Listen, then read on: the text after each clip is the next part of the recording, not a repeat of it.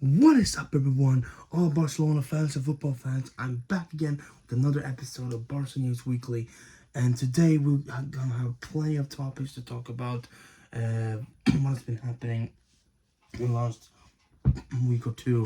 We're gonna be talking about the latest game that we played in the last weekend against Villarreal, and of course we're gonna be talking about the Champions League group stage draw, not just Barcelona's group, but some what I think about the other groups as well.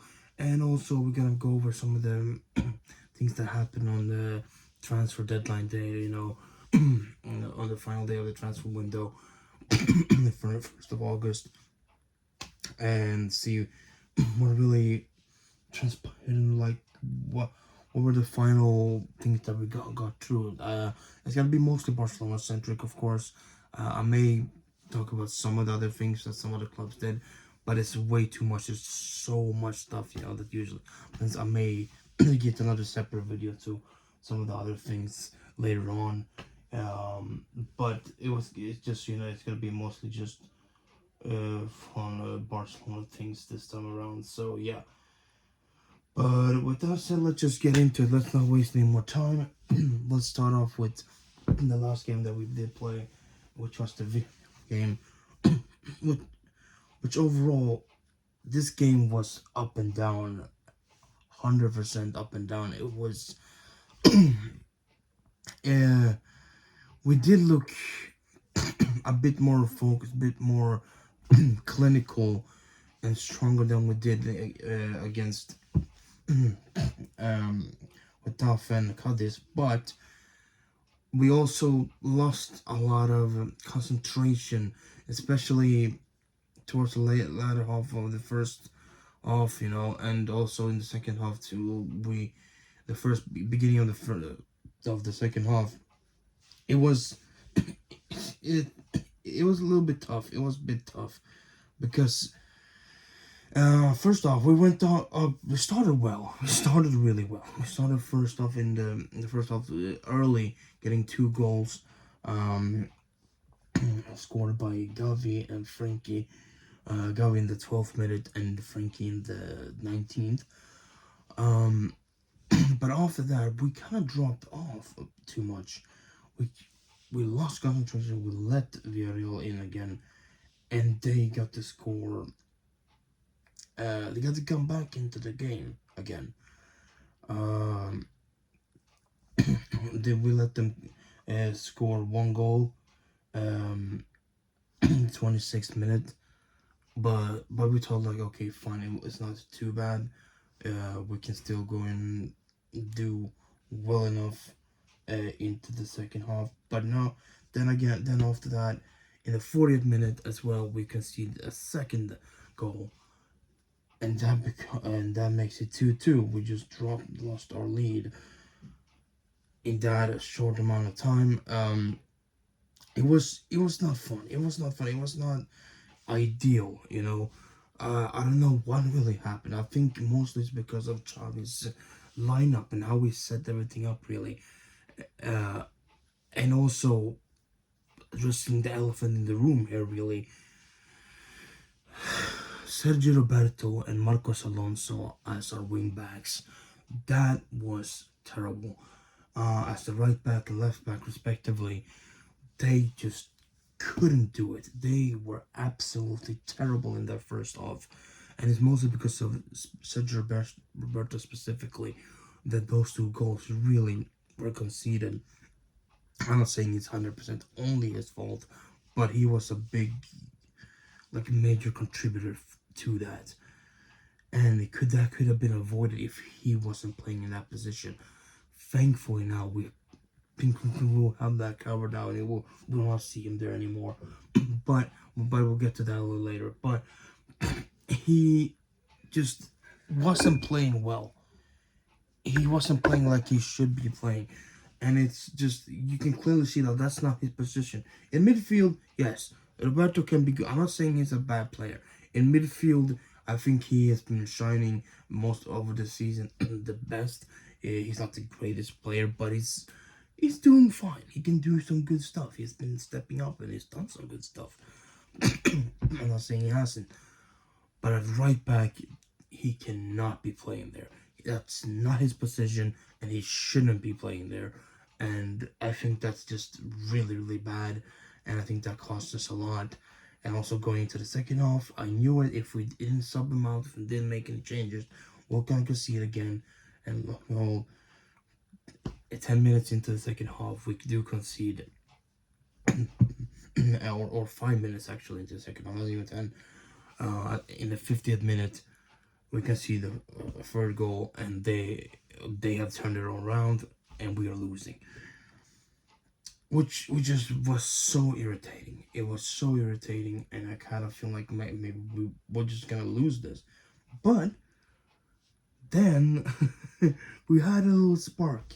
We had a little spark, and that spark came in the terms of Lamine Yamal. What a talent this kid is. He's absolutely incredible, and he just changed it all up. He stepped up big time this time around, and he contributed to our comeback by the end, really, in a big way. Our first goal for the came equal. It came in the 68th minute via Ferran Torres, which was really, really good. I'm very happy for Ferran again. That was a beautiful goal as well.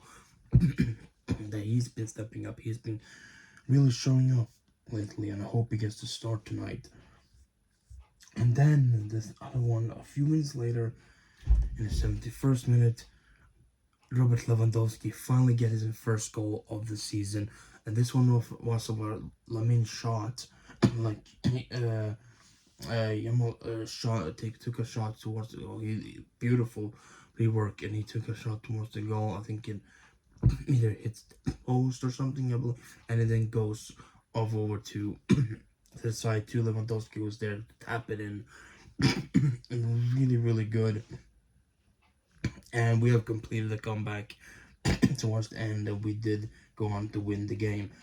We made it way too hard for ourselves and made it way too complicated. I think because of Xavi's decision to use those right back, use this type of lineup. I hope now with the last two additions to the squad that we got on the transfer deadline day, that we can now change that up and not really see that same type of stuff happening going forward.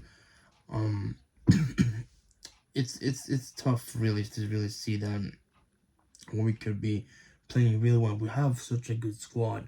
We have great players, but the tactics and lineups just need to be right.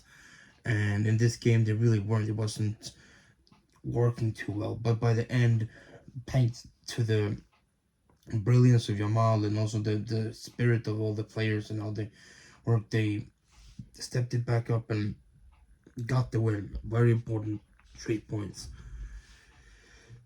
So that also can lead you to tonight's game, which I hope we can take from this last one. We can go into this game and do it well, get a good result before the international break, and just stand strong. It's also soon now. We have had some up and down problems there before. I've been the easiest team to face in some cases, but not the hardest either. We should be able to do this very well. I'm not expecting a big blowout score, but at least confidently we should be able to win this. I just hope that Xavi gets the tactics right and everything else is very spot on and doesn't just mess around too much.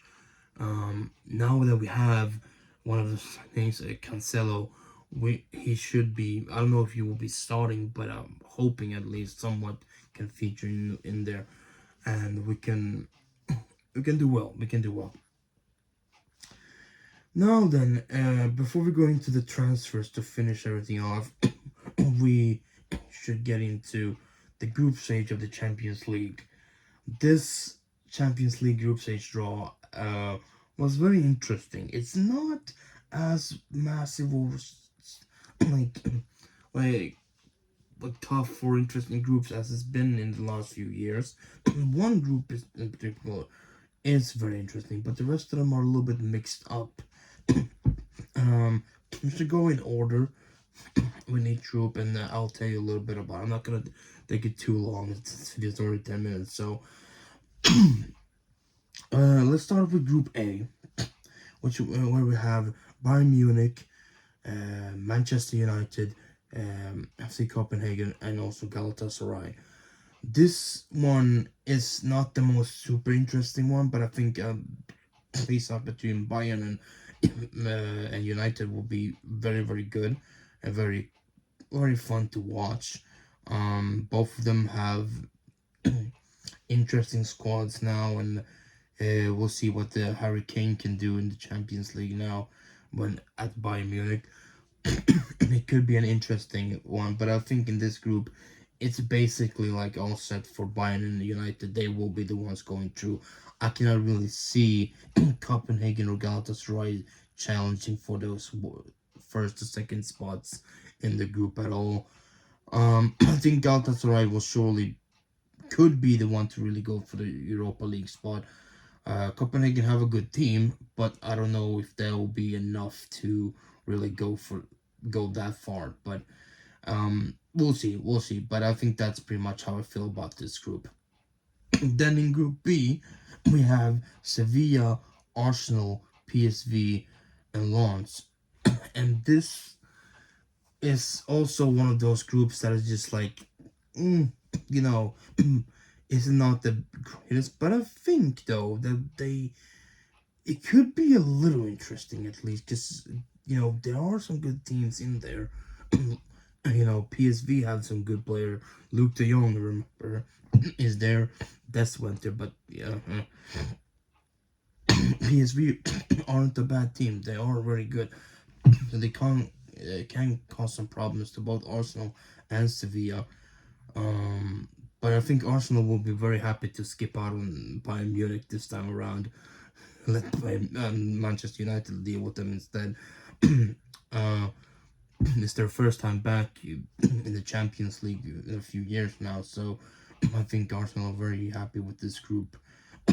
Sevilla, on the other hand, I think they could be decently happy about it, because I think most people will see Arsenal and Sevilla as the ones going through here. Though in recent seasons, we've seen that Sevilla has gone out in the group stage and then gone on to win the Europa League. But could this be different this season? I don't know. Could they move through? We'll just have to wait and see. Lens, I don't see really doing too much. They have a good team, but it's not like that strong enough to really go far in the Champions League. But PSV could surprise, maybe. They can do something, at least cause some problems, a little bit of a worry for some of these, for either Sevilla or Arsenal. But we'll see how that goes. Then we move on to Group C, where we have Napoli, Real Madrid, Braga, and Union Berlin. This group, I gotta say, it's kind of boring. It's not really anything you should be thinking about much. It's Napoli and Real Madrid are gonna go through. There's nothing here you can really say otherwise. Union Berlin is a good team. They're not bad, but I don't think they can go that far. Braga as well, same thing there. No hate of them. They are a nice club, but in this kind of situation, you really don't see them do much. Whoever takes the first spot, I don't know. Probably Madrid, but it's a mystery with them. I don't know what we'll see this time around, but that's at least somewhat. That's not much to really say there. Then we have Group D. We have Benfica, Inter, Salzburg, Real Sociedad, and this one, same thing there. It's like there's plenty of good teams in here, so I think this one is a little bit more not as easy to predict. All these teams can do something. They're all strong in their own ways, but you will clearly see Inter as the most favorite to win the group. But we have Benfica, who have been very good lately. Especially last season, they were doing really well. And also they have some good signing good players. Di Maria has been firing off really good over there. So anything can really happen here. I think, but well, most people feel like it will be Benfica and Inter going through. But you should not count out Salzburg and Sociedad. They have surprised before. Sociedad is not as strong as they were, but they still have some decent players who can give them something at least. So we'll see what happens. then we have, I think personally, the most kind of boring group. It's Feyenoord, Atletico Madrid, and Lazio and Celtic. This one I don't have much to say. It's obviously Atletico and Lazio are pretty much the main favorites here. Feyenoord is not going to do that much. They are a good team. They won the league, the Dutch league, but I just don't feel like they can do too much. Anyways, it's like they're not strong enough. As I said before, some other teams, Celtic as well.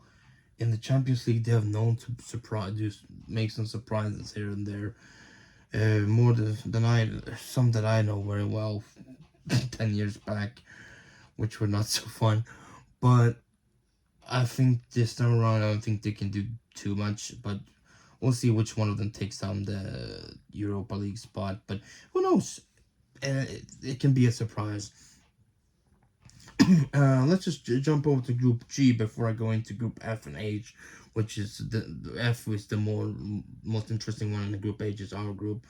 But let's talk about Group G first, which is Manchester City, Leipzig, RB Leipzig, and Crvena Zvezda, and Young Boys, or Red Star, call them Crvena Zvezda there.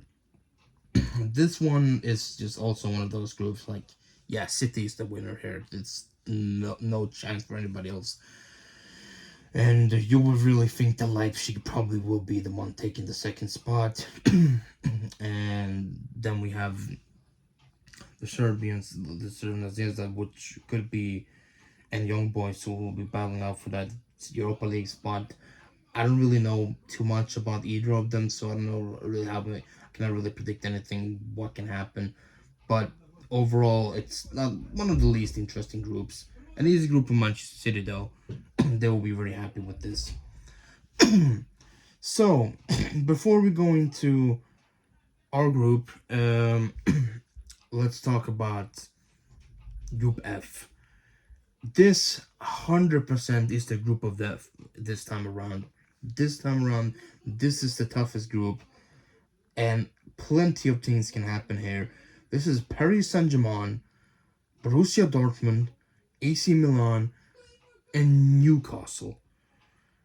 You would think the biggest underdog here is Newcastle, but they have been doing well at least last season. They've had a very tough start to the Premier League season this time, only getting one win out of 4 games, which is not the most ideal thing. They have lost 3 times in a row now. The latest one coming yesterday against Brighton, with a 3-1 defeat, which is very tough. So it's a bit shaky right now for Newcastle, but they still have such a strong squad as well. They can do stuff. They can really do some things and cause some damage. So this is gonna be very tough to predict fully. Paris Saint-Germain, once again, this time not so strong anymore as they were. But well, with them, they have signed some of the biggest players over the years and still haven't managed to do much of this. They came close once, getting that one Champions League final, but they still didn't win it. They haven't been able to have any European glory at all, and this is also gonna be a big test once again for them now with the likes of Messi and Neymar who have left the club. They no longer have those players. They also Sergio Ramos as well, and a few other They brought in Dembele from us. Yeah, they bought, right? Mbappe is still there. So they have some threat up front. They have Marco Asensio as well.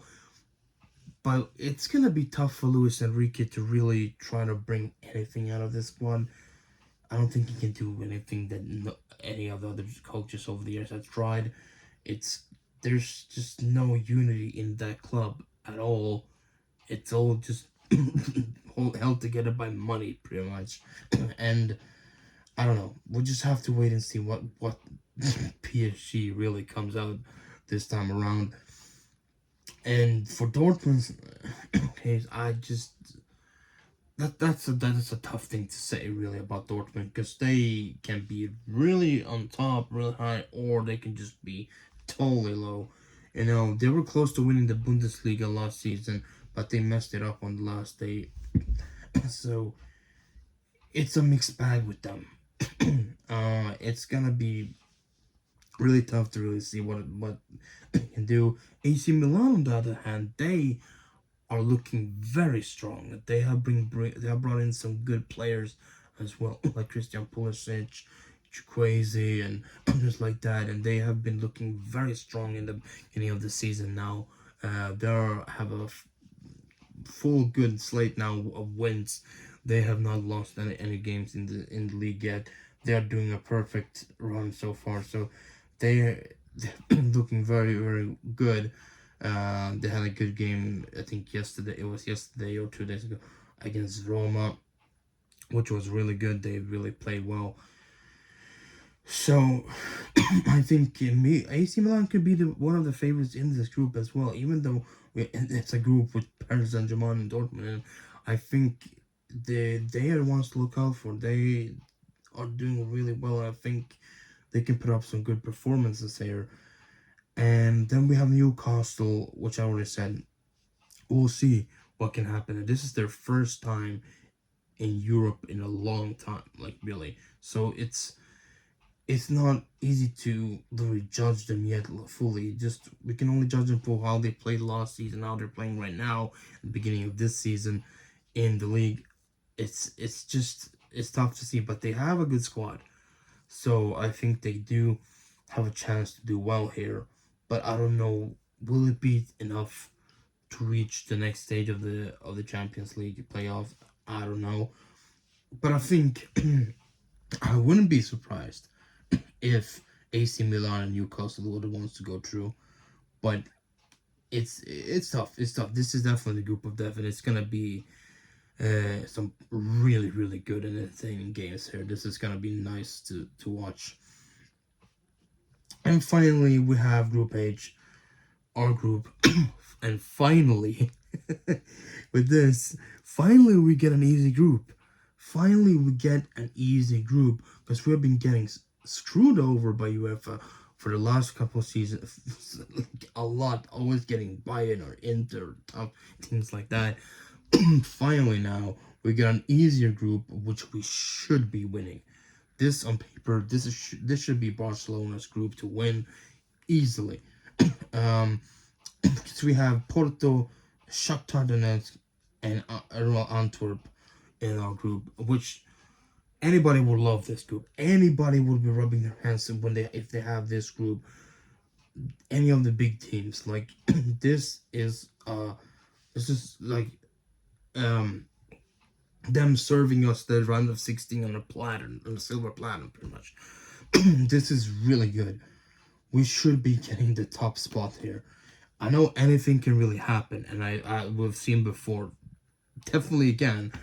But I believe that we should be, with the squad that we have now, with the players that we brought in, I think that we can do very, very well and do good rotations towards the end. So, well, we are starting off the Champions League with the game against Antwerp. I think it is at home. I believe. I'm not exactly sure. I think it is at the Montjuic, but we should be, even if we're not playing in the Camp Nou this season, which definitely hampers things. Still, though, we're Barcelona, and we have our fans who should be coming out to these games, and we should be doing well. The biggest one to really look out for is Porto, of course. They could be playing very rough and very tough, like tough things. They are a good team, but I think that we should be able to edge them out. I don't think they'll get a blowout score, but we should be able to win this and get full pot, really full points in this group. I don't think we, or at least close as possible, depending on how it goes. Towards the end, if we are true already, I don't know what by the last games or so, if we play more of the reserves in the end. I think hopefully we will be. I'll be happy if we can do that, if we secure our our victory or our qualification to the next round. Definitely. So we'll see. We'll see. Antwerp, Shakhtar, those are given wins. 100% given wins. That shouldn't even be any doubts about those two. And Porto, that's a little tougher one, but I think good planning, good tactics, and good, like, very strong setup, we should be able to do it right. We should be able to get this win. I think Xavi just needs to get everything right. And judging by Shakhtar, their Ukrainian team will be playing in Hamburg, I believe it was. I think they said that. I think some stadium in Germany, I believe it was.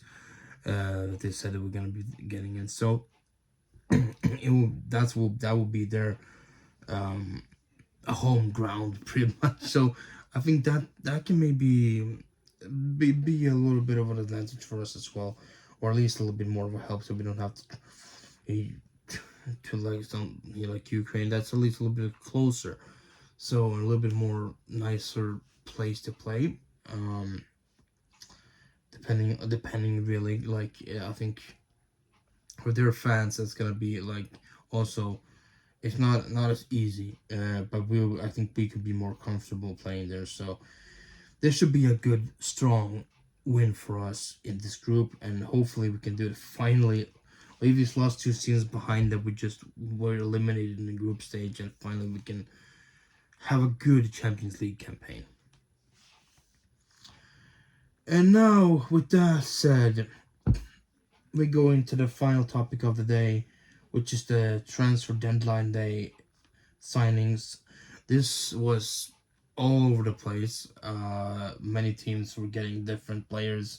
United got Amrabat on loan, and we have Lukaku going. We already know that before a little bit, but Lukaku going into Roma.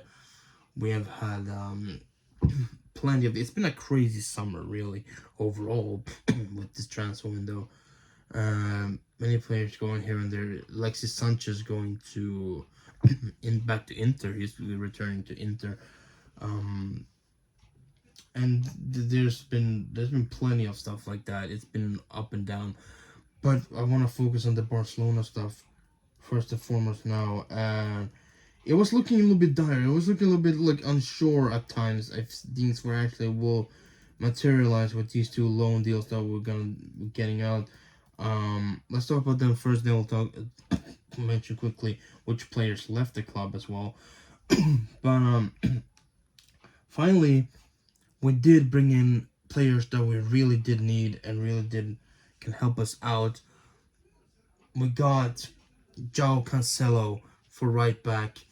As I said earlier, finally we don't have to watch Roberto in that position when like someone like Araujo is injured. Which Araujo shouldn't even be playing there anymore at all anyways. Right? There should be Cancelo's place now to play. Maybe at sometimes we can sub him out to change up during the games and all that, to give him some rest. Some games will be fine. I get that, but most of the time, I think during the season that should be Cancelo's spot always. And I'm very happy that we finally got through with it, and got a deal with City for this loan deal. There's no purchase option, weirdly, but thanks to the financial fair play stuff, I believe.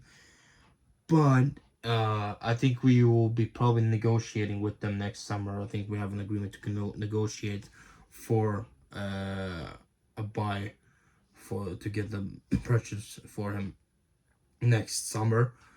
Which I don't know the exact sum of it, but we'll see what happens. I think it will be a decent amount. It won't be too expensive, I believe. So we'll see that then. We'll see that in a year. We'll be back that then. But for now, we did bring in Cancelo. Very happy about that. Good reinforcement. The second one we have. This is going way too far. I'm sorry. This video is going way too long. I try to keep it up, but it's plenty of stuff. This time around, also we got finally João Cancelo. No, João Felix. Sorry, there's two Joãos. So João Felix as well. The second João has come in as well from Atletico Madrid on a 1-year loan deal. No buy option as well in this too. It's the players. He said also it's his dream to join Barcelona. He worked very hard to join the club. He wanted this all summer. He said he would wait to the last day, and that's what he did to get this over. He wanted to come out of Atletico Madrid for a while. They haven't been treating well. He hasn't been fitting in there anymore. He went on a loan deal to Chelsea last season for 6 months, from January to June. Then he came back and he just hadn't had any spot there. He wanted desperately to join Barcelona, and yeah, we got him in. And this is a last kind of option left for Laporta. He really wanted this to also, because we failed to bring in Neymar and so on. So I think he's definitely a good addition to the squad. He can help out in front. He's talented, very, very good. And hopefully he can help us score goals and help us create him up front. He's a good forward. He's a good player to have in that sense. And hopefully he can have a good season with us. And then we'll see next summer if we make the deal permanent somehow. I don't know. It's like there's no purchase option. So we'll see. Maybe it will be the same case with us with Cancelo. But we finally did get that in. And I just say welcome to Cancelo and João and Felix to the club, and hopefully they can help us out. Very happy to have them here. They're two good players. They're two good players that we definitely need, especially Cancelo. So hopefully they'll have a good season. Both of them will be wearing their respective the numbers. Number 2 for Cancelo and number 14 shirt for João Felix. We will not have any number 10, which brings me into some of the exits of the club. During the final days, yes, it's been set and it's been confirmed. Ansu Fati has made the move to Brighton Hove Albion on a loan deal, though, mind you, with no purchase option. For 1 season loan, he's made his way to England for Brighton, and I think this is a good thing for him and the club. I think he can go there and get very good training under the Zebri. I think he can get some good experience playing under the Zebri. I think that's a good coach for him to really bring up his talents a little bit more. And I hope he has a good season, because Brighton is doing very well. They're a very, very good team right now. And I think they can, even though they have a tough group in the Europa League, I think they can still, if they get through that, they can go far. And also in the Champions League too. Or in the, in the Premier League as well. I think they can go far. I think he can do well, and he can be a good addition to their squad. So wish him all the best for this season. Hopefully he comes back next summer even better. So but also was left with Eric Garcia on the final day. He pushed for a move to Girona, a loan move as well, no purchase option. He'll be back next summer, but he wanted to go there because he feels like he doesn't get enough minutes here, and he wanted. Xavi tried hard to not let him go because of squad depth and stuff like that. But yeah, I agree with that. But like, I think we can still manage, and I wish him the best over there. Hopefully, he can do good. Just not against us, of course, but we'll see. And also one that everybody's happy has to go on a loan move. Still, once again, it's a loan, but it helps out with the financial fair play at least, and we'll see next summer where we can load him off to again.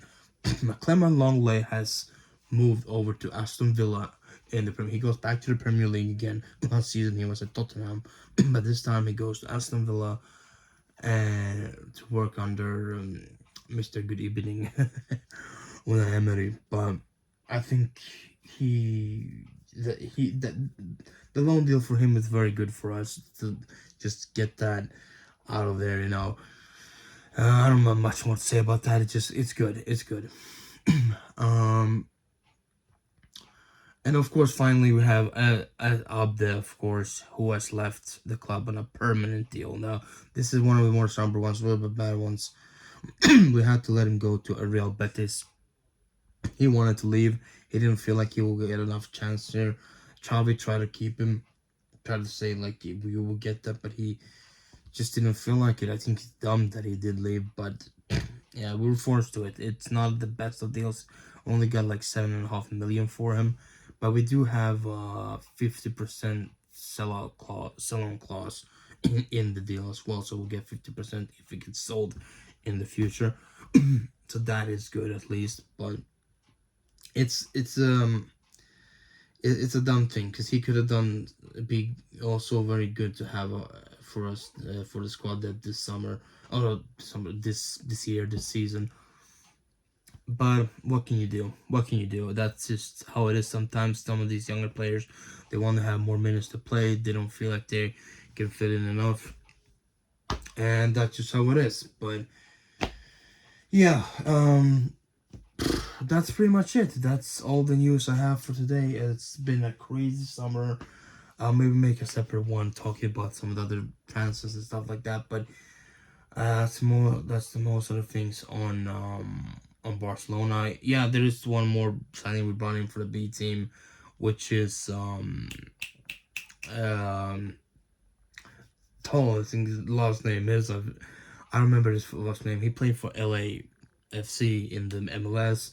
We brought that guy in, and also every player has been registered. Inigo Martinez has been registered. Iñaki Peña registered. Balde is registered for the first team. He has the number 3 shirt now. Inigo Martinez takes the number 5, and so on. So it's yeah, the squad numbers have been set pretty well. As I said already, Cancelo takes it 2, Felix takes it number 14, and yeah, it's gonna be weird not having a number 10 this season, but it is what it is. It just happens to be. We'll see next summer who will take on that number again. But yeah, that's gonna do it. Thank you guys for watching. If you did enjoy all this, I'm sorry it went on for too long, but there's plenty to cover from the whole summer. There's a lot of things that have been happening. So, but if you did enjoy this, please leave a like down below and also subscribe if you've done that already. I will appreciate that a lot. And also leave a like, ring the notification bell as well, as you get notified next time I upload a video. Yeah, which will be probably hopefully sometime tomorrow, maybe, as a possibly if I have the time, because I'm in the middle of moving and everything, renovating my new apartment. So if I have the time, I may post match like a match review on the Osasuna game as well. So yeah, but other than that, thank you guys for watching, and I'll see you guys next time. Bye. Visca Barça.